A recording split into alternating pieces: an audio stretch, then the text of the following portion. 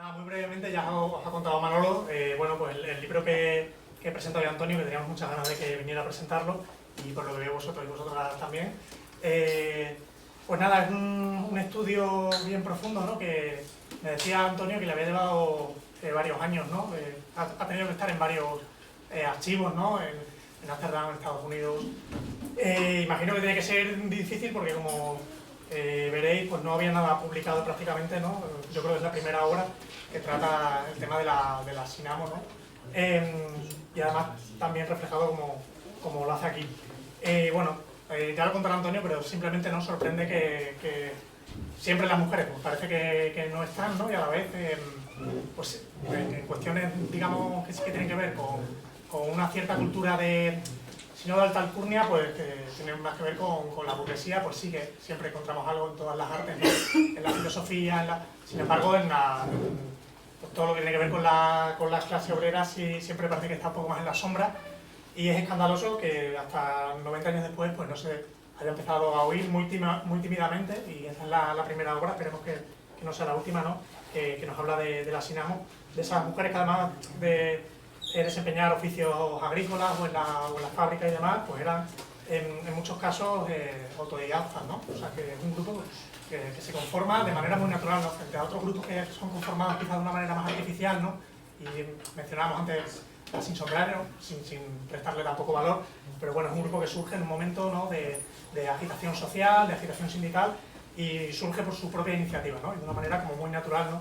Llegan a escribir 500 novelas en cuestión de poco más de 10 años. Bueno, Antonio, decir poco porque yo creo que le conocéis todos. Vive en Mérida, pero fin es andaluz y lleva aquí viviendo casi 30 años, ¿no, Antonio? Y es poeta, es escritor, es historiador, es maestro y hoy nos viene a presentar la Sinamo, yo creo que ya casi. Va a empezar Antonio desde ahí, ¿vale? Que nos va a enseñar algunas cosas y luego ya se vendrá por aquí. Como comentaba Javi, de alguna manera lo que me empuja a llevar a cabo esta investigación fue el que saliera, no solo que saliera a la luz, sino que cobrara en un momento determinado, hace ahora casi 10 años, un fenómeno bastante llamativo, que fue el de las sin sombrero. Además, vinculándola con un movimiento sufragista que en España era francamente débil, no tenía prácticamente importancia.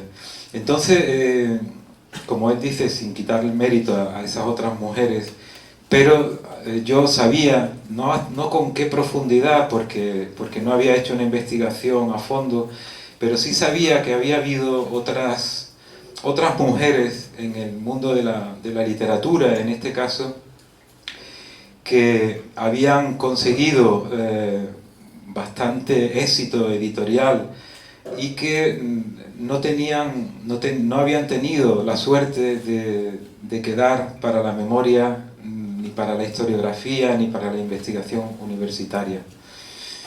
¿Ya se puede pasar las imágenes? No sé quién... ahí, vale. Bueno, aquí tenéis una foto de estas sin sombrero. Están en el Hotel Ritz en Madrid. Y por contraposición, de las mujeres de las que vamos a hablar esta noche, traigo esta otra imagen de la publicación Mujeres Libres, que fue una organización anarcofeminista que surge en la primavera del año 36 y que de alguna manera da cuerpo, da forma, materializa la idea, o sea, esa idea de unidad que el movimiento feminista o anarcofeminista en este caso buscaba, y que finalmente fraguó en esta organización específica de mujeres.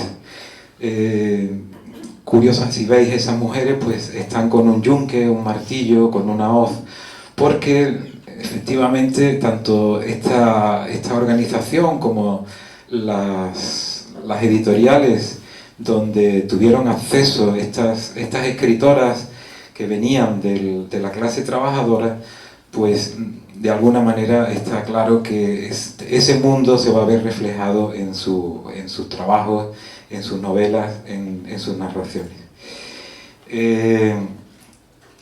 La cuestión, cuando se habla del movimiento feminista en España, se suele vincular exclusivamente a la cuestión del sufragismo y de conseguir el derecho del voto de la mujer, cuando en realidad ese sujeto femenino, ese sujeto político, ya llevaba encarnándose desde mediados del siglo XIX, solo que no en ese marco en el que, digamos, pues la investigación socialdemócrata que se ha hecho después de la guerra, después de la dictadura de Franco, han querido circunscribir el movimiento feminista como una cuestión de conseguir el derecho al voto, el derecho, la igualdad en derechos de la mujer con el hombre. En eso, como digo, desde mediados del siglo XIX, las mujeres de clase trabajadora tenían claro que por encima de su condición de mujeres, lo que se esquivaba era un nexo de clase, y que la presencia de las mujeres en el mundo artístico, en el mundo de la creación, hasta la guerra civil, pues había que rastrearla más en función de las lógicas del patriarcado que en el valor de las obras que ellas habían producido, ¿no? Entonces, frente a esa idea del sufragismo, habían aparecido desde mediados del siglo XIX, como digo, un movimiento más de carácter popular, donde las mujeres más que preocupadas por cuestiones de política, lo que estaban eran por cuestiones que les apelaban desde cuestiones muy vitales, como era el acabar con las quintas que eran la manera que tenían de reclutar a los hombres, a los soldados para la guerra, y en la que no participaban los ricos, ¿no? Entonces hay un movimiento feminista importante para evitar que sus hombres y sus hijos fueran a la guerra. El movimiento de las quintas también podemos reconocer otros de carácter anticlerical o laico, como la Asociación de Mujeres Librepensadoras de Cataluña. Esta es una manifestación de ellas en el año 10.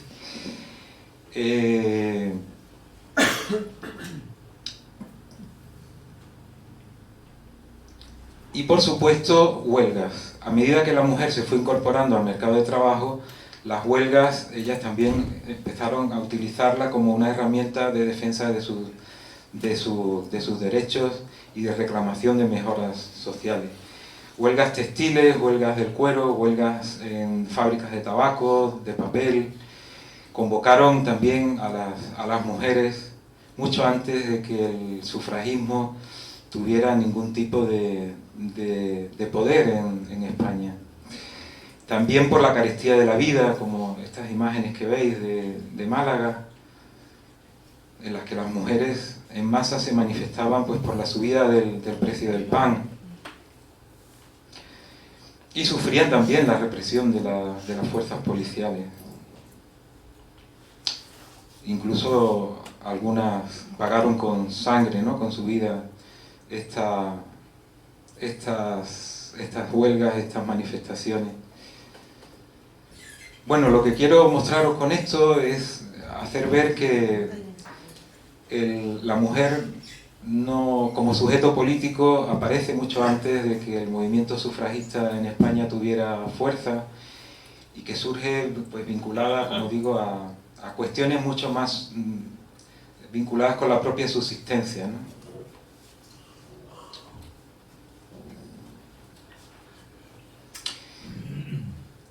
el que la mujer fuera incorporándose al mercado de trabajo también generó una contradicción doble, porque el mercado de trabajo también suponía una nueva esclavitud, una nueva subordinación de la mujer, más allá de lo que había sido el patriarcado dentro de la familia, pero también esa misma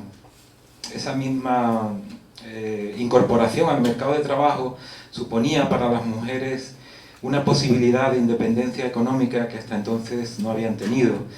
También la posibilidad de adquirir estudios, sobre todo las clases medias, la pequeña burguesía, que fueron generando una conciencia que hasta en ese momento prácticamente había estado controlada por la Iglesia y por las organizaciones religiosas, que eran las que conformaban la mentalidad tradicional de las mujeres en España. Con la llegada de la República, al menos sobre el papel, esa igualdad se consiguió, el derecho al voto, y después de algunos otros derechos importantes como el del divorcio o la ley del aborto, ya casi al filo de la... Bueno, no al filo, sino en la propia guerra civil, ¿no? Bueno, son manifestaciones de alegría por la proclamación de la República, más huelgas, y también su protagonismo en el campo, porque los medios de comunicación en esa época, podéis imaginar en manos de quién estaban, y la posibilidad que había el mensaje que se transmitía a través de los medios era un mensaje también conservador, cuando menos dentro de las lógicas del capitalismo de la que eran un reflejo, ¿no? Porque al fin y al cabo eran empresas capitalistas que lo que también intentaba, pues como ocurre hoy en día, ¿no? Bueno, sí, gracias. Pero también aquí tenéis imágenes, son muy raras porque normalmente la prensa no recogía este tipo de informaciones a menos que la cuestión se hubiese demandado, pero del ciclo revolucionario 31, 32, de las ocupaciones de tierras, ¿no? Donde las mujeres también tuvieron un papel importante. Hay pocos rastros documentales sobre esto, pero es interesante ver cómo también ellas, en un plano de igualdad con los hombres, participaban en este tipo de acciones. Esta es de una foto de Almendralejo, y esta también de los acontecimientos del 25 de marzo del año 36, con la ocupación de fincas en Extremadura. Esta es una foto que a mí me gusta mucho porque es una foto de un kiosco en Montijo. Y en esa entramos ahora en el campo no ya de la política, sino de lo que significaba la construcción de una cultura obrera, de una cultura proletaria, de una cultura libertaria en los años 30. Frente a los medios de comunicación de masas que estaban al servicio del capital, también desde los sindicatos y desde algunos ateneos y desde algunas pequeñas empresas de carácter más progresista, se empezaron a publicar revistas, novelas, ensayos, y aquí tenéis una imagen, periódicos por supuesto, una imagen bastante llamativa de eso, ¿no? Las novelas que yo he estudiado son las que están arriba, en la parte de arriba, que están colgadas por pinzas, pero ahí está también la revista Estudio. La revista Estudio, por ejemplo, tiraban mensualmente 75.000 ejemplares. Quiero decir con esto que la cultura proletaria en los años 30 era una cultura viva, dinámica, participativa, y sobre todo y esto sí que es muy interesante, la cultura no se entendía como, o la literatura en nuestro caso, no se entendía como algo pasivo, como un objeto que se consume en la soledad de tu sillón leyendo el libro, sino que tenía una apuesta colectiva, porque pensad que en Extremadura en estos años 30 el 67% de la población es analfabeta. Son novelas que se leen colectivamente, que se leen pues, quedando por una tarde en el Ateneo, donde uno que lee, pues le lee al resto de los compañeros, o al final del día en el Tajo, en los cortijos. Y que además es una literatura que frente a lo que puedes encontrar en la novela burguesa, en la novela que finalmente es la que nos ha llegado y es la novela que hemos estudiado en la escuela, en los institutos y en la universidad, en estas novelas hay una apuesta por soñar, por pensar otro mundo futuro, por cuestionar también la realidad en la que vivían y por plantear la posibilidad de vivir de otra manera. Aquí está la revista Estudio que os decía, que era probablemente una de las revistas más famosas de los años 30, algo así como el Ajo Blanco de la época. Pero también otras revistas como Orto o la revista Blanca, cuya editorial era la que publicaba las novelas que yo he trabajado. Y si abríamos estas revistas, pues encontrábamos eso que os comentaba, ¿no? Fijaros las inquietudes en las que se mueven la gente que compra y que lee y que participa de estos discursos que no están en el discurso conservador ni de las derechas ni del Estado, ¿no?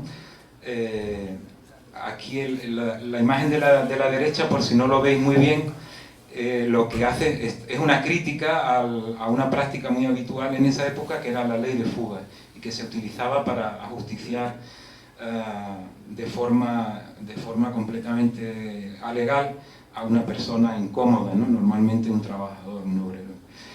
Pero las publicaciones de carácter obrerista, o proletario, o libertario, en esa época son muchísimas. Ahí tenéis algunas de ellas, algunos con títulos realmente divertidos, como Cristo no fue cristiano, Jesucristo homosexual, Dios Padre Pedrusco.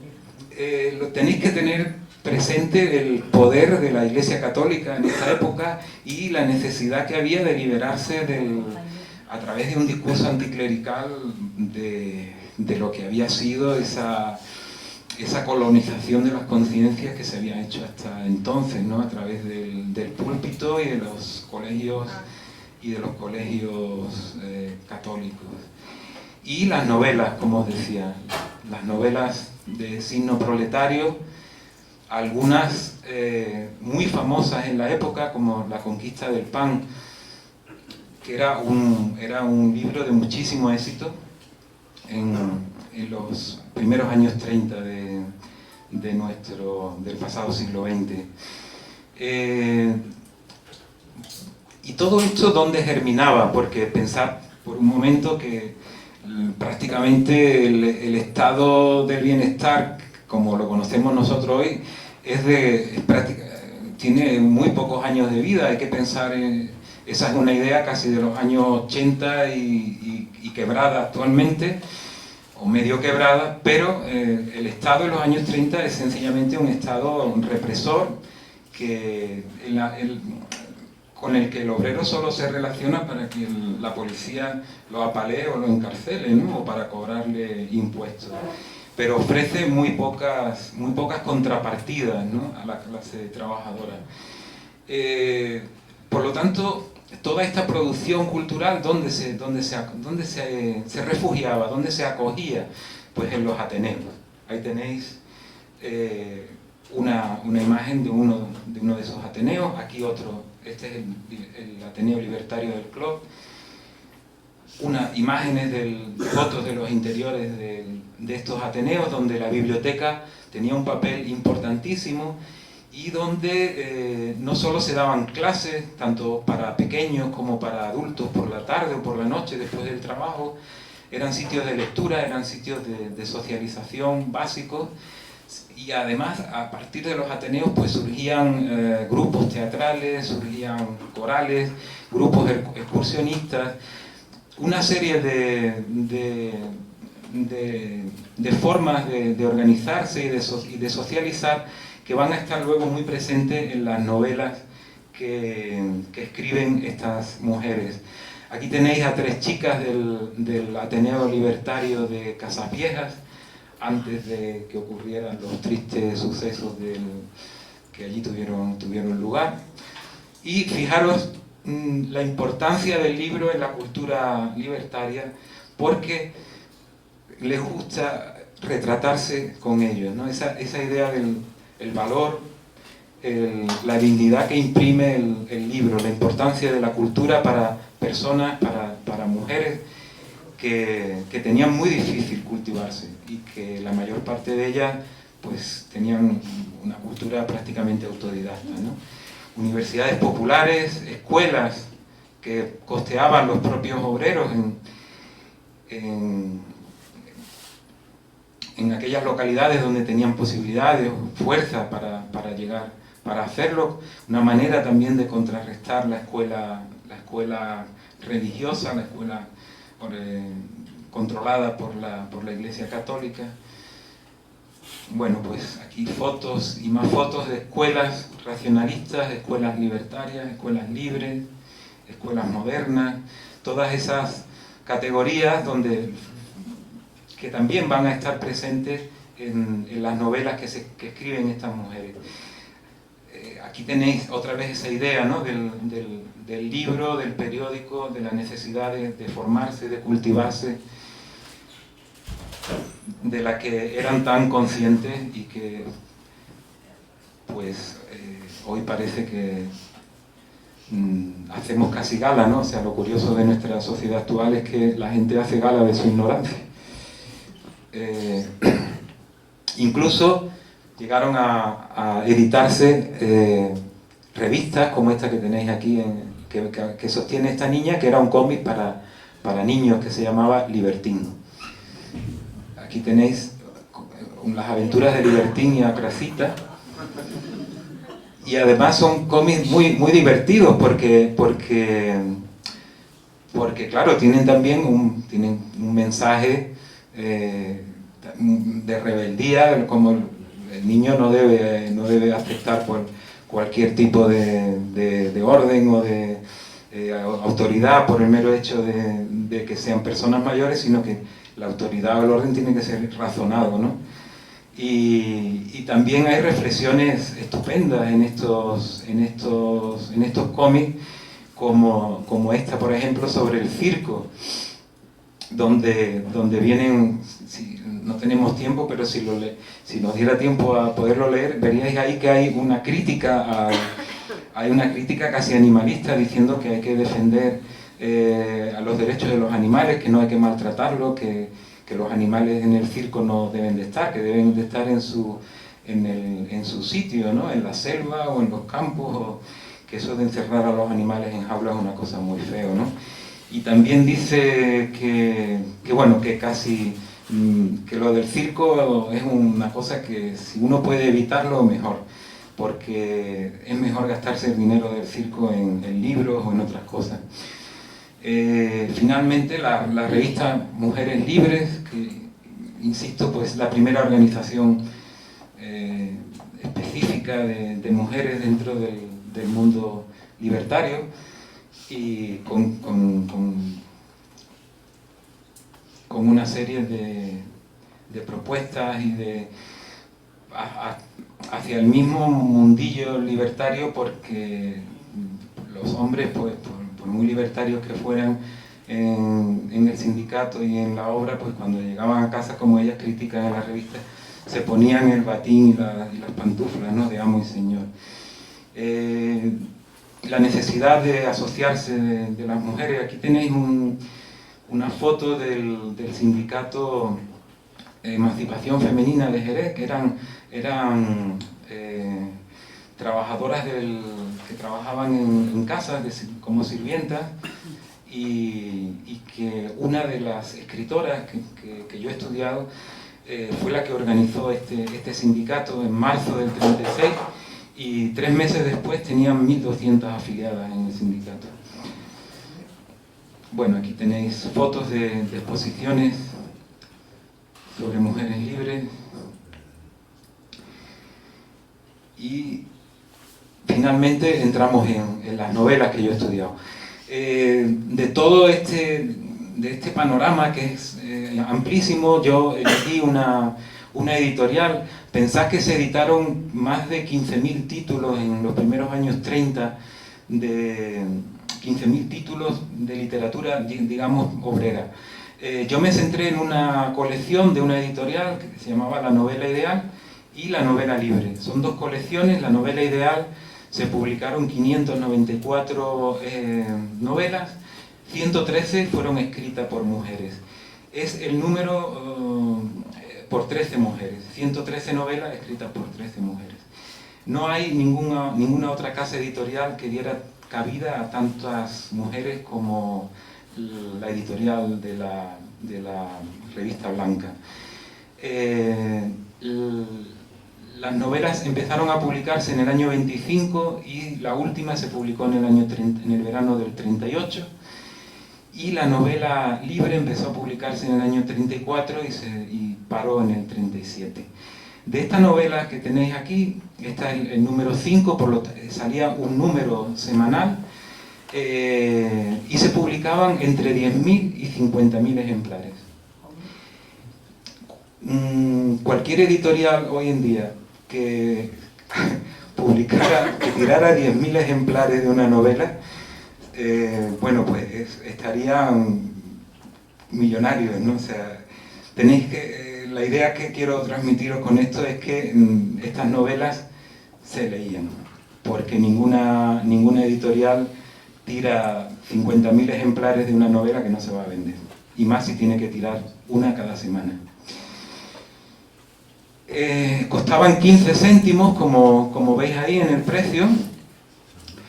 15 céntimos, un jornalero del campo cobraba diariamente 5 pesetas. Es decir, que el precio de estas novelas era bastante asequible, y más si se compraban colectivamente en grupos o por la propia biblioteca del Ateneo. ¿De qué trataban estas novelas? Bueno, los temas son muy variados. Muchas de ellas son novelas bastante anticlericales. Os leo algún fragmento por ejemplo, esta es de Ángela Graupera, se llama Los viejos, y se publicó en 1931. Si me podéis ayudar con el micrófono.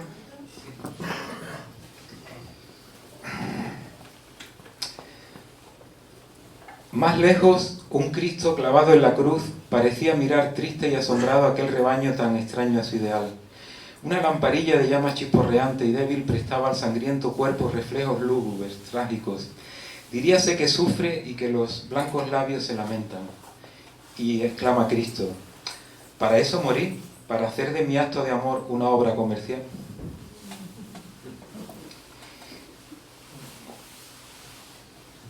Esta es también de Ángela Graupera, que se llama Los viejos. ¿Quieren ustedes morir rebeldes a la idea de Dios, lejos de su bondad infinita? ¿Quieren ustedes morir cargados con el peso de sus pecados? Y responden: nunca los hemos cometido, demasiado ocupados en ganarnos la vida estamos. Eso es propio de vagos, de ricos y de ociosos. Nosotros no podemos, aunque quisiéramos pecar, faltos de tiempo y de dinero. Para caer en pecado mortal, basta dejar de asistir un domingo al divino oficio. Y responden: y como no hemos ido nunca, puede usted sumar la gran deuda contraída con Dios, quien, si ustedes lo ignoran, no instituyó oficios ni misas sacerdotales.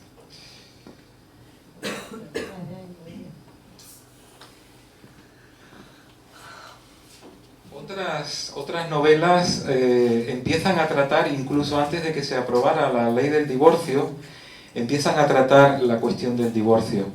Esta, por ejemplo, de Regina Opiso, se llama La venganza de una mujer, se publicó en 1931. Las leyes. ¿Y quién hicieron las leyes?, preguntaba Jazmina con indignación. Los hombres, contestaba él con orgullo. Los hombres, bien se ve, ya que en ellas no hay ni un rayo de luz para nosotras, para las infelices mujeres, lamentó la incomprendida.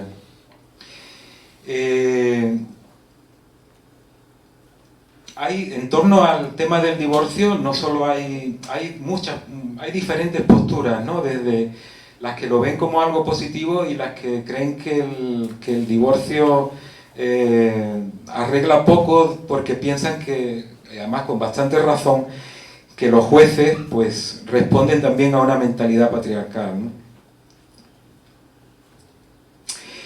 Esto es de María Solá, una novela que se llama El dilema. Como soy esposa legítima, voluntariamente me asignó una mezquina pensión. ¿Piensa, hija mía, llevar a su marido a los tribunales? Debería hacerlo, pero me asusta, porque no tengo otro camino que pleitear de pobre, lo cual siempre resulta en desventaja, sobre todo si no se cuenta con una persona influyente que apoye la causa.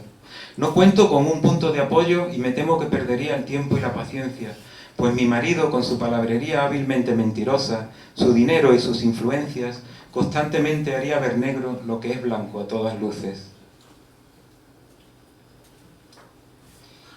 Y también hay novelas donde directamente critican la propia institución del divorcio.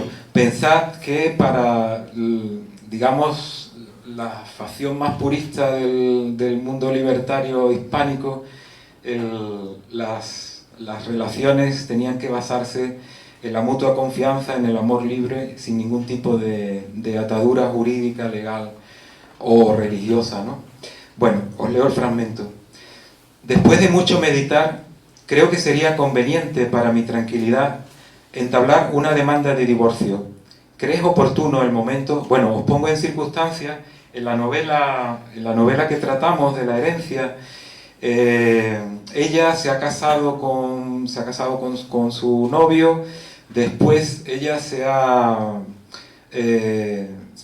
pues era rica, tenía mucho dinero y se daba la gran vida. El otro era un ingeniero que estaba así como muy siempre metido en su mundo, en su trabajo y tal, y bueno, pues ella hacía vida aparte, ¿no? Finalmente pues decide separarse, se divorcia y se va con un gigoló que la deja seca sin un duro, y pues arrepentida después vuelve otra vez con el que había sido su marido, ¿no? Y ahora, porque ella se volvió a casar con el gigoló, y ahora le está diciendo al que fue su marido que qué le parece si vuelve a divorciarse del gigoló para volverse a casar con él, ¿no? Dice: una ráfaga de cólera enrojeció el moreno rostro de Mauricio, y apoyando con fuerza las manos sobre la mesa rechazó. ¿Quieres representar otra grotesca farsa delante de la estúpida sociedad? ¿Quieres divertirla y que se recree con inmundicias de alcoba? ¿Quieres que esa cosa que llaman justicia te condene como esposa adúltera? Farsas sociales, ridículas parodias. He aquí el concepto que tengo yo ahora de los casamientos y los divorcios, los solemnes juramentos, los lazos sagrados santificando nuestra unión. No dijeron nada a tu conciencia y a tu corazón. No frenaron tu carrera, no pusieron vallas a tu crueldad. Pisoteaste mi confianza, mi amor, mi dicha. Destruiste el común hogar. Y ya ves, en el nuevo matrimonio fuiste tú la víctima. ¿Y no estás ya bastante vencida cuando pretendes otra vez recurrir a las leyes sociales? Deseaba ser absolutamente libre, defendióse confundida y avergonzada. ¿No lo eres acaso? ¿Quién puede obligarte a vivir como un hombre indigno? Es tu voluntad, tus energías, tus acciones las que te harán libre. La experiencia con su pesante y ruda mano ha barrido de mi vida prejuicios y tradiciones. Quizá un día vuelva a reconstruir mi hogar, pero será únicamente con la mujer que acepte por toda garantía la moral del trabajo y el sentimiento del amor, los ritos, los contratos, las bendiciones. farsas, hipocresías. El tema del divorcio y del amor libre ocupa muchas de las novelas publicadas dentro de la colección La novela ideal.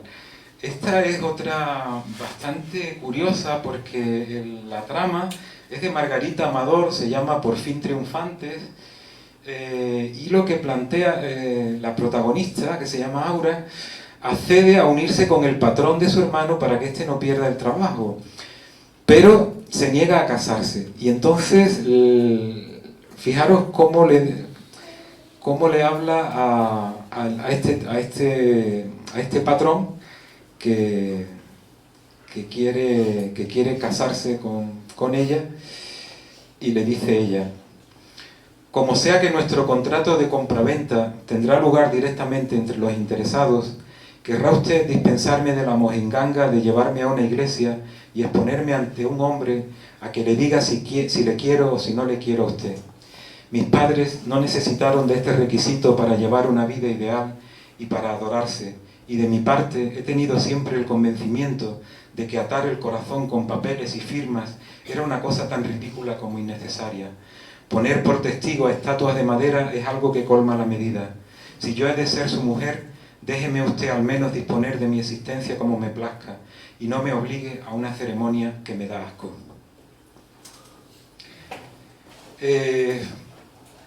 Incluso, como ya os decía, muchas novelas pues tratan el conflicto conyugal o el conflicto entre parejas dentro de la propia ideología libertaria, y esta es una novela que tiene mucho de eso, y que bueno, pues refleja muy bien ese deseo, ¿no?, de las chicas de permanecer al margen de toda institución. Otros temas, porque insisto, los temas son abundantísimos. Hablaba antes de los lugares de la sociabilidad obrera.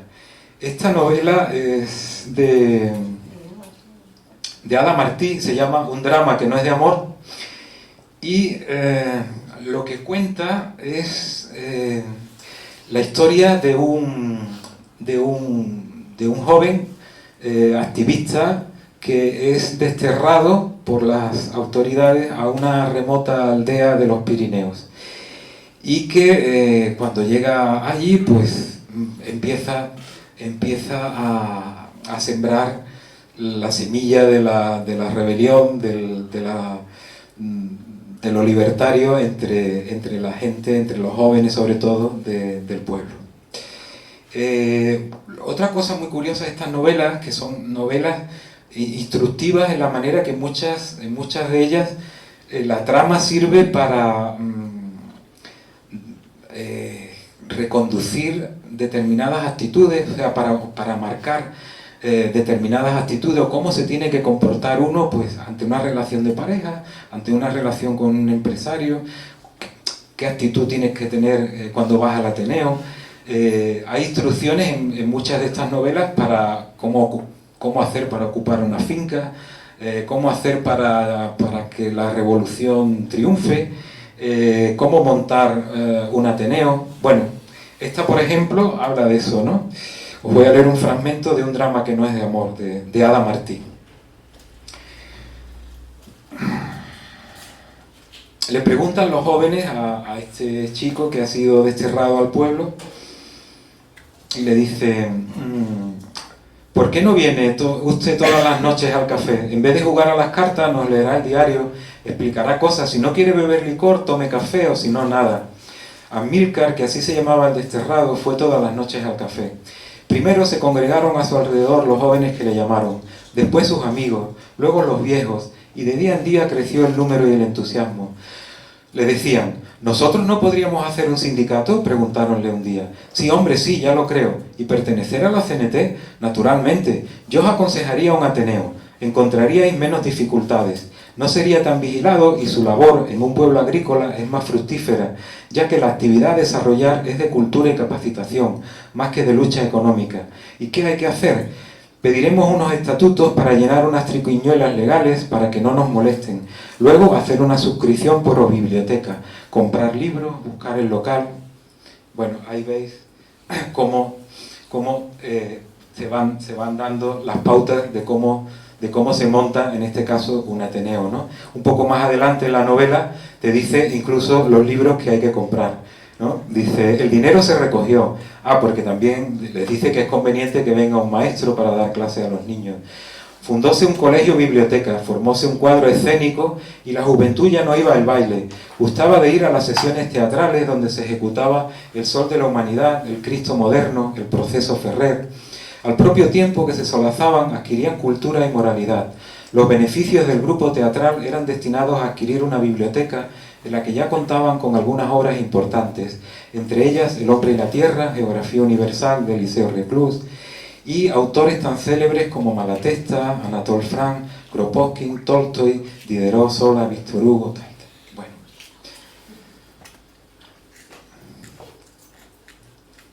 Como os decía antes, la cuestión del amor libre traía en un sinvivir tanto a las mujeres como a los hombres, por razones diametralmente opuestas, como podréis entender. Soledad Gustavo, en La sociedad futura, hace una reflexión sobre el amor libre. El amor libre, que lo que nos ha quedado a nosotros, digamos que es la versión espuria, ridícula de esa especie de al montón que llega grandón, ¿no? Cuando no, para nada era así. Soledad Gustavo hace una reflexión muy interesante en La sociedad futura cuando dice: el amor libre no es práctico en la sociedad actual por la sencilla razón de que la mujer depende del hombre no solo en virtud de una ley injusta, sino porque la sociedad le ha denegado hasta las condiciones necesarias para ganarse la vida, y todo ser que económicamente depende de otro nunca podrá manifestar con libertad sus pensamientos y sus deseos.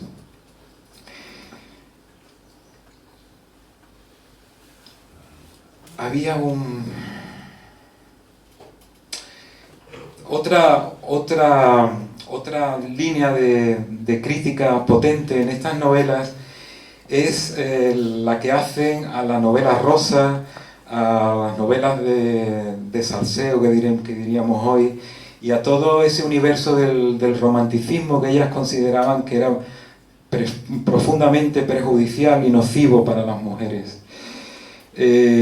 Por ejemplo, dice Cecilia García de Guilarte, en Locos o Vencidos, dice: mientras la materia triunfe sobre el espíritu, el amor será un mito ridículo, capaz tan solo de hacer suspirar a las histéricas solteronas de la clase media que todavía conservan el sueño legendario del príncipe encantado, y servirá de modus vivendi a los novelistas que groseramente explotan el género, atrofiando con su literatura barata y decadente la mentalidad de por sí atrasada de los españoles.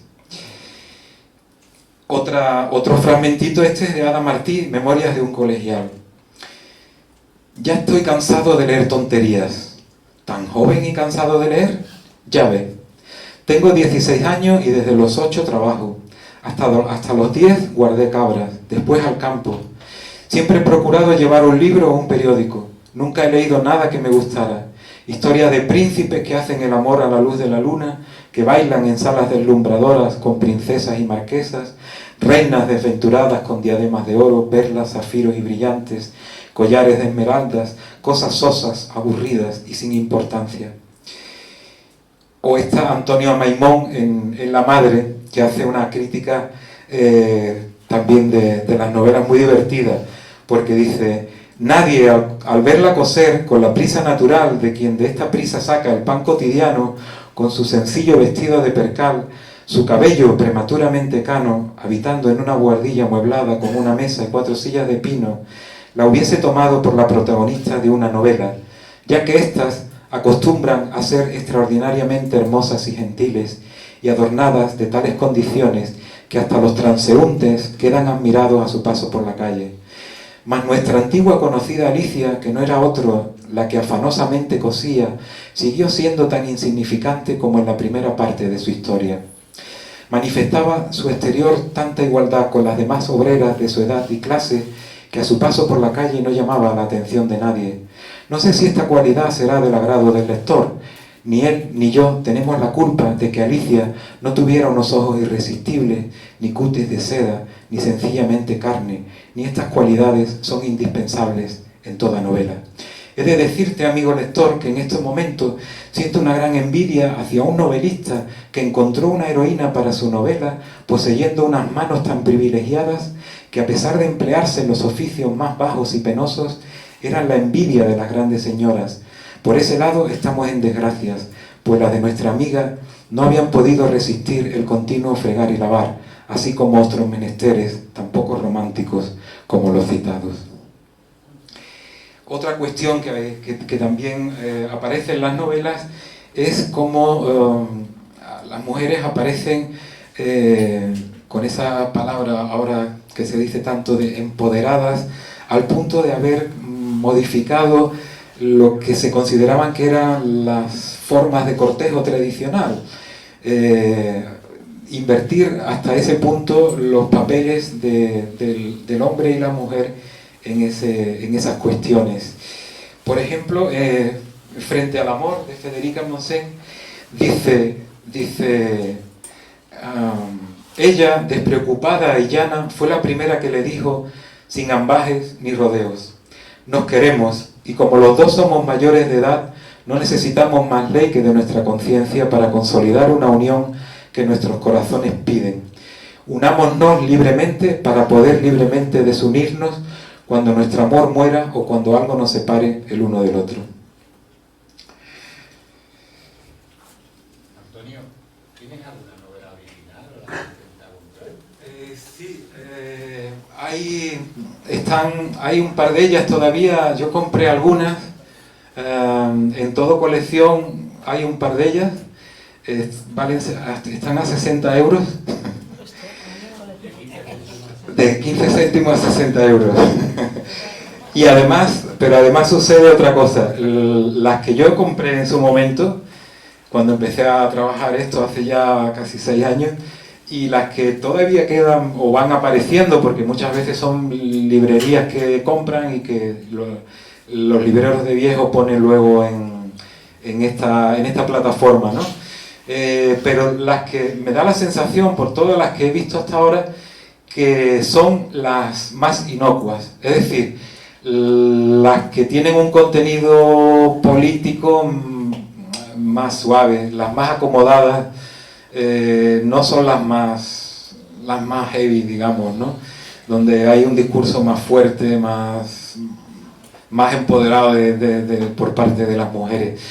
Pensad que cuando termina la guerra civil, hay un censor del franquismo que dice la novela ideal y la novela libre han sido las culpables del envenenamiento de 2 generaciones de españoles. Las novelas son prohibidas, por supuesto, y las escritoras perseguidas. Algunas marchan al exilio, otras se quedan en España, pero intentan pasar completamente desapercibidas. De hecho, tengo la anécdota de una de ellas que no tenía ningún dato, y de casualidad, leyendo una revista que me habían regalado en Burgos cuando fui a presentar el libro, me encuentro con que la citan a Joaquina Colomer, la citan como ayudante en la escuela racionalista de Mataró. Y empiezo a tirar del hilo y resulta que encuentro que había estado casada en primeras nupcias con el presidente de los rabasaires catalanes, de los jornaleros catalanes. Y bueno, pues sigo tirando, llego a hablar con una nieta y con su hija. Y las dos me decían que imposible, que su madre no había escrito nunca ninguna novela, que ellas no sabían nada de esa novela, y que de qué demonios le estaba hablando, ¿no? O sea, fijaros hasta qué punto la operación de barrido, de desmemoria, fue asumida incluso por las propias protagonistas, ¿no? de estas novelas, en un intento de pasar desapercibidas bajo el régimen de Franco, y que no hubiese represalias contra ellas, ¿no? Porque ya sabéis que por mucho menos cuánta gente no terminó en el paredón, ¿no? Las novelas, a partir de... Ya os he dicho que las primeras se publican en 1925, pero es verdad que hasta el año 31, cuando hacen una crítica política, una crítica social, siempre parece el chiste de Gila, de alguien ha matado a alguien, ¿no? Dice, bueno, era un país donde había un dictador, pero bueno, es que hay tantos países con dictadores. O sea, están siempre quitando hierro al discurso que sostienen, que es un discurso a veces potente, ¿no? A partir del año 31 sí que vamos viendo cómo se van volcando en las tramas. Incluso hay un diálogo con la propia realidad, porque tienen lugar los acontecimientos estos de la ocupación de tierras, ¿no? Del año 32, diciembre, enero... 31-32, pues inmediatamente salen novelas sobre este asunto. El tema del divorcio, lo mismo. La violencia de género, que es una cosa transversal en la sociedad, pero que ellas también ponen de manifiesto. Cuando tiene lugar la Revolución de Asturias, vais a leer fragmentos de esas novelas que tratan de la Revolución de Asturias, o la declaración del Estat català, también el 34, lo mismo, ¿no? Y además con una lucidez que parece que a los libertarios de hoy les falta, porque sí que tenían claro que con los nacionalistas catalanes pues no se iba a ningún sitio, ¿no? En fin, y cuando llega por supuesto, hay también novelas que hablan de ese mundo futuro en el que quieren vivir estas mujeres. Y hay novelas que son muy transgresoras desde el punto de vista de las relaciones personales, ¿no? Como ese vuelco que le dan al punto de que son ellas las seductoras, las que conducen, las que controlan, las que manejan en la casa, etcétera, ¿no? Siempre buscando un plano de igualdad, o incluso sobrepasando esos papeles donde se las quería encasillar, ¿no? En ese aspecto son muy modernas, muy transgresoras, y ya os digo, sorprende porque dices tú, bueno, pero esto es que todavía hoy este tipo de tramo, de argumentos a estas novelas, pues no, yo creo que no se les ha ocurrido a ninguna, ¿no? Hay una novela que se llama Vampiresa, y Vampiresa es una anarquista que ha visto cómo su novio y su padre han muerto trabajando en la fábrica, prácticamente de hambre y de frío, y entonces ella es muy atractiva y dice, sí, pues ahora se vaya a enterar. Y lo que hace es que se prostituye, se hace amante de hombres muy ricos a los que arruina. Y cuando ya los tiene en la ruina, se va por el siguiente. Y dice, no, es que yo voy a hacer la revolución así, me voy a ir arruinando a todos estos unos detrás de otros, ¿no? Mientras pueda mi cuerpo, a esto me lo llevo yo por delante así, ¿no? Llevándolos a la ruina y a la muerte, como hicieron con mi padre y con mi novio. O sea, para que veáis el grado de conciencia y los niveles de empoderamiento, ¿no? en el que se manejaban. Yo creo que habrá pasado el 45. Bueno, y también entre los propios libertarios, ¿no? Son también novelas. Fijaros este fragmento que es muy divertido de Frente al amor, de Federica Montseny. Dice, es una pareja de libertarios que se han ido a vivir juntos.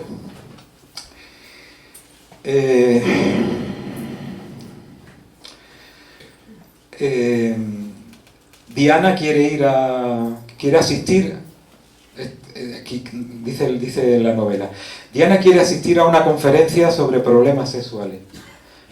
Fijaros, años 30, ¿eh? Y Enrique quiere ir al teatro. Enrique insiste en que le acompañe al teatro. Y ahora empieza el diálogo. ¿Cómo? ¿Por una conferencia permitirás que vaya solo al teatro? ¿Y si disgustado por tu ausencia me hacía yo acompañar por otra mujer? Le dice Diana, libre eres de hacerlo. Ningún derecho tengo sobre ti como tú sobre mí no tienes ninguno. Tengo todos los que mi amor me otorga. Ninguno, Enrique, ninguno, dijo ella riendo. Es decir, sí, tienes el derecho de amarme, que es mutuo y del que los dos usamos con creces. Diana, no me disgustes por una tontería. Vamos al teatro. porque podría mandártelo y no obstante te lo ruego, que podrías mandármelo. Oh, Enrique, no descendamos a ese terreno, sino me veré obligada a decirte que el solo hecho de mandármelo me forzaría no a obedecerte. Vete al teatro, ya que ese es tu gusto. Yo por mi parte iré a la conferencia, puesto que es el mío. Ni el uno ni el otro debe ser sacrificado a los gustos ni a los caprichos ajenos. Bueno, la situación se va...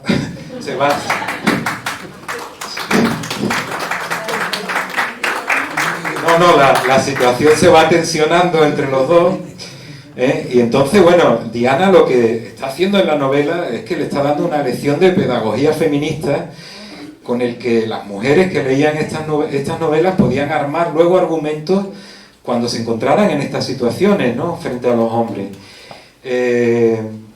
Ya os digo que las situaciones de tensión, de conflicto entre los dos van incrementándose. Y aquí tenéis otro fragmento. Te advierto que a una mujer que abandona el domicilio conyugal para irse de noche no sé a dónde, no la admito yo de nuevo en mi casa. En tu casa no, pero al piso que entre nosotros dos pagamos y amueblamos, sí. Y tú no admitirás en tu casa a una mujer que abandone el domicilio conyugal, pero a una mujer que salga del domicilio de la sociedad de ayuda mutua que han constituido por tiempo libre e indeterminado ella y otro individuo, tú no eres quien para negarle la entrada en una vivienda que no es tuya, sino que es, mientras entre los dos la paguemos, residencia común. Diana, no me exasperes con tu sangre fría, porque pierdo el freno y seré capaz de cometer una brutalidad. La estás cometiendo ya.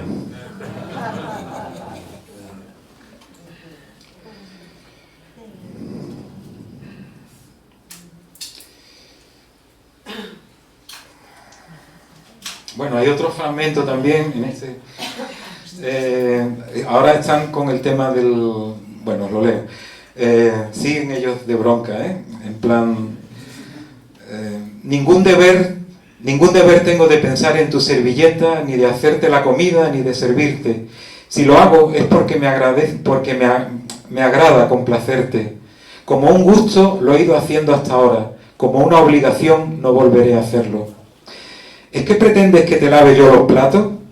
Ten en cuenta que los pantalones los llevo yo y no pienso quitármelos. Bien hecho, porque sería una indecencia.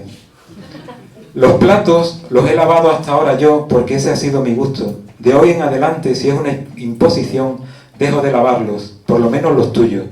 De tú a mí no va nada. Tú llegas a las 12:30 de tu trabajo y a las 12:30 vuelvo yo del mío. Yo hago la comida mientras tú lees. Yo pongo la mesa mientras tú me miras. Si me olvido de la servilleta, tú confundiéndome con una sirvienta y demostrando con ello el trato que la darías de tenerla, me mandas a por ella en vez de levantarte e ir a buscarla. No hay amor que resista el espectáculo de una criatura que pone por encima del sexo sus ridículas atribuciones de mujer emancipada. Basta ya, Enrique, cortemos ahora mismo por lo sano. Si tú no te vas, me voy yo. Bueno. ¿Pero se arreglan o no? No se arreglan, no se arreglan. No.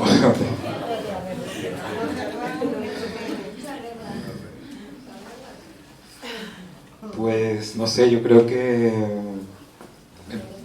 ya está, que vosotros, ya os digo, los temas que tratan son muchos, desde hablan, creo que es de las primeras novelas que hablan de la homosexualidad no como una patología o una enfermedad, sino defendiendo que algún día todos seremos, como dicen en la novela, ambisexuales. Hablan de arte, se habla de la escuela, sabéis la importancia que tenía la escuela en el mundo obrero, la necesidad de cultivarse. Se hablan de la educación, se habla de la revolución, de la familia, de la maternidad, que era otro tema también, donde habitualmente pues había bastante conflicto. La idea esa de una maternidad consciente, de una maternidad asumida, de que no se trajeran hijos al mundo así a lo loco como venía ocurriendo. Bueno, pues todo eso está en estas novelas. con tramas, como ya os digo, que pues muchas de ellas son urbanas, otras transcurren en el campo,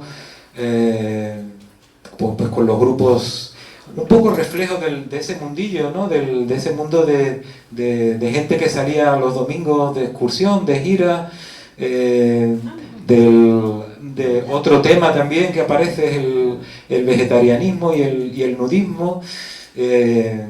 Los primeros grupos nudistas de España que habían surgido en las playas de la Costa Brava y también en Cádiz, y que también pues tuvieron sus propias revistas, y desde una concepción pues, de la naturaleza frente a la vida en la ciudad, que es, todas las novelas son absolutamente críticas con la vida urbana, con la contaminación, con el hacinamiento, con la infravivienda en la que viven la mayor parte de los obreros, con el fenómeno del chabolismo. Bueno, pues frente a eso, pues este otro mundo de la naturaleza, de los baños de sol, del campo, ¿no?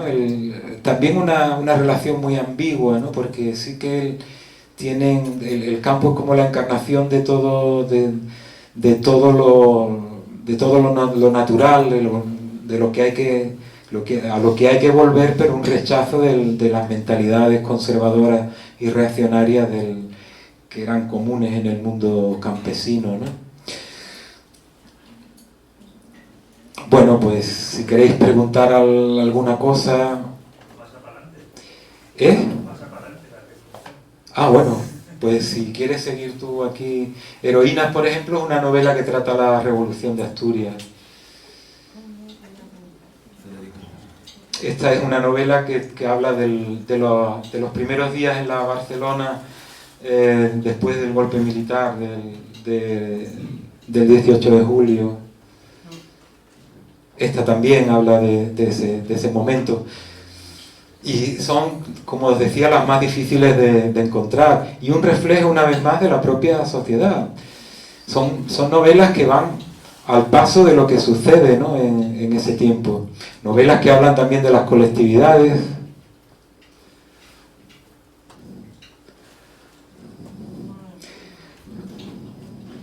Además, les han dicho que les iban a hacer una foto y han ido a coger aceituna con sus mejores ropas, que lo sepáis. La lástima, lo que os decía antes, pensad que todo este mundo no existía para la burguesía, no existía para el discurso dominante del que nosotros somos herederos. Entonces, estas imágenes tienen un valor impresionante porque no estaban en la prensa, no son noticias, igual que ocurre hoy en día, que nos distraen con bobadas y con tonterías, pero todo esto estaba fuera del imaginario de los que controlaban el poder y tenían el control también de la producción ideológica en esta sociedad. Esto es una fábrica colectivizada de Membrilla, en Ciudad Real, una fábrica de quesos. La foto no es muy buena, pero solo hay un hombre y es el que tiene el niño en brazos.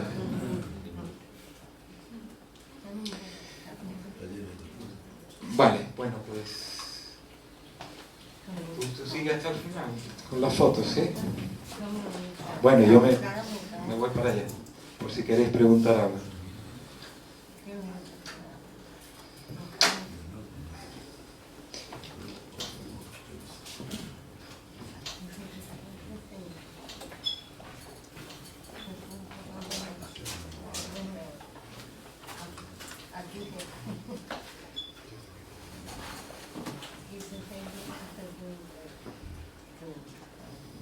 Hablan, por supuesto, de las relaciones de explotación dentro de las fábricas, en los campos. La Victoria, esta es una novela de Federica Montseny. Esta fue muy famosa en su momento porque plantea la idea como una especie como de supermujer, ¿no? que se forja a sí misma y que se convierte en un poco la propia historia de la misma Federica, ¿no? Como en una líder de masa. Y bueno, pues esta es Teresa Mañé, una de estas escritoras. hay como tres generaciones, las más mayores, que son ellas, Teresa Claramunt, Federica, que sería de esa generación ellas, las que habéis visto antes, las más mayores, ya habían empezado a escribir en la prensa obrera a finales del siglo XIX. Federica y las digamos, de su generación lo hacen en los 20 y las más jóvenes lo hacen ya en los años 30. Esta es María Teresa Gibert. Casi todas son catalanas, hay una andaluza, un par de castellanas, una vasca que es... esta es... Luisa Carnés. Esta es Luisa Carnés. Esta es... bueno, los nombres se me bailan. Esta es Regina Opiso. Bueno, y esta es Carlota O'Neill. ¿Quiénes eran estas mujeres? Básicamente vienen de... Casi todas son de una clase, de esa frágil clase media con ideas progresistas. Esta es la jerezana. Y todas vienen, quitando el caso de esta es Cecilia García Aguilarte, que Cecilia luego a México. Son enfermeras, esta es la doctora Poch, Dolores Poch y Gascó. Ella es quizás la única que tenía estudios universitarios, era de Zaragoza. Fue número 1 en su promoción, tenía 29 matrículas de honor. Esta es Ada Martí, una de las más jovencitas. Ella empieza a escribir con 17 años, para que veáis que el tema de la edad es también importante. Esta es Joaquima, una foto que me facilitó su familia, Joaquima Colomer Pineda, que escribe su novela con 17 años, y la novela es una novela autobiográfica. Es una niña de unos padres que tienen una curtidería en un pueblo y que quiere estudiar magisterio, y va a Barcelona con unos parientes que le gusta mucho tocar el piano, y bueno, pues la novela es una historia también de superación muy bonita. Esta es la novela que la familia me decía, no, pero que sí, pero mi madre nunca escribió, y además mi madre nunca se relacionó con los anarquistas. Y bueno, pues señora, aquí tiene la evidencia, ¿no? Esta es otra foto que me regaló la familia de Joaquina. Ella fue depurada, era maestra escuela, fue depurada por el franquismo y volvió otra vez a dar clases en el año 41, cuando vuelve. Y como os decía, un dato también muy curioso es que el franquismo que la censuró, estas novelas, que las destruyó, las hizo desaparecer, para que veáis el poder que tenían, la importancia que tenían estas novelas que estáis viendo ahí como la novela ideal, se empiezan a publicar en Burgos por el gobierno franquista a partir del año 37. Y son novelas ya con la ideología conservadora, la ideología del nacionalcatolicismo. Pero copian el título de la novela, copian el formato, copian la idea de las novelas de la revista blanca.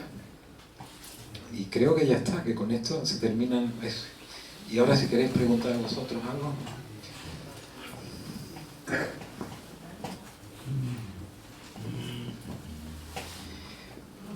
Como os decía, eran maestras de escuela, hay varias, enfermeras, periodistas, Amparo Poch, que era médico, había también obreras textiles, la jerezana, la voy a buscar la columna. Esta era una empleada del hogar.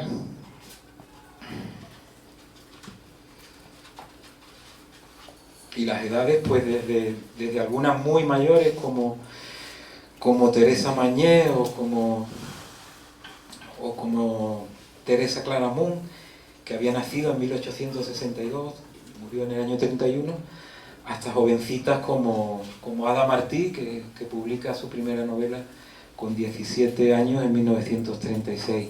María Luisa Cobo, probablemente la de formación más autodidacta y la que bueno, pues ella misma se escribe con Lucía Sánchez Saornil, porque ella era la paquetera, la que se encargaba de la distribución de la revista Mujeres Libres en Jerez, y entonces ella le dice, bueno, pero yo no tengo formación, porque Lucía quiere que escriba en el periódico, ¿no?, en la revista. Y ella se queja, le dice, bueno, si no tengo formación, o sea, para mí es muy complicado y tal, ¿no? Pero bueno, esa idea de superación, de intentar escalar a unos productos y a unos objetos de los que en teoría pues la clase trabajadora y mucho más las de esta época estaba completamente ausente, ¿no?, donde no se le esperaba. Y cuando estas personas tienen que dejar de escribir por el régimen, ¿qué es de ellas? Quiero decir, se cortan totalmente de la producción literaria, lógicamente al público, pero a lo mejor pueden estar escribiendo por debajo, digamos, pueden estar escribiendo en secreto, o las que se fueron, las que tuvieron que exiliarse, pueden haber seguido. Las que se exilian siguieron escribiendo. Básicamente se exiliaron a México por una cuestión normal de donde poder desarrollar tu trabajo y tu profesión, por compartir la lengua. Las que se quedan en Francia, como Ada Martí, lo pasaron bastante mal. Ella tenía un puestecito de libros en la Ribera del Sena, una buquiniste, pero las que quisieron, o las que pudieron escapar, quisieron seguir escribiendo, lo hicieron desde México. Lo que pasa, quizás Cecilia García de Guilarte es la que mantiene un nivel de compromiso más fuerte, pero de las que yo le he podido seguir la pista, trabajan en lo que pueden, en revistas de moda, en periódicos, hacen guiones para la radio, trabajan en la radio, porque los que habéis estado alguna vez por México, pues allí algo que sorprende es que nos adoran, ¿no? O sea, uno se siente allí realmente querido, ¿no?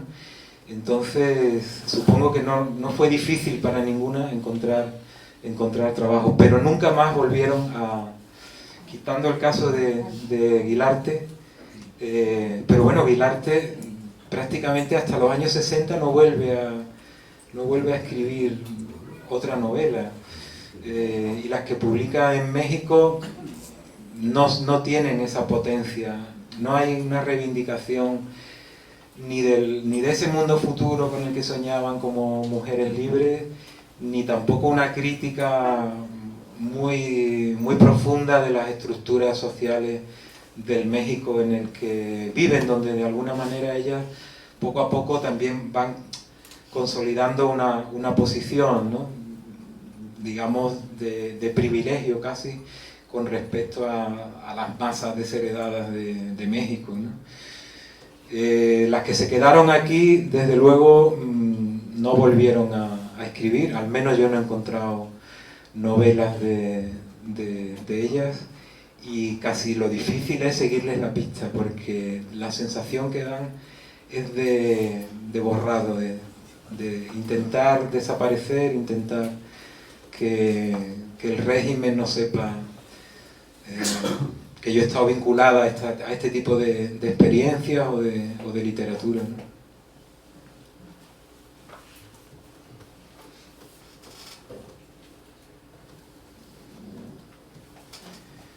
Bueno, pues si tenéis muchas más historias en la novela, yo lo que he hecho es ir entresacando los trocitos que me parecían más entrañables, por divertidos, por sorprendentes, por extraordinario.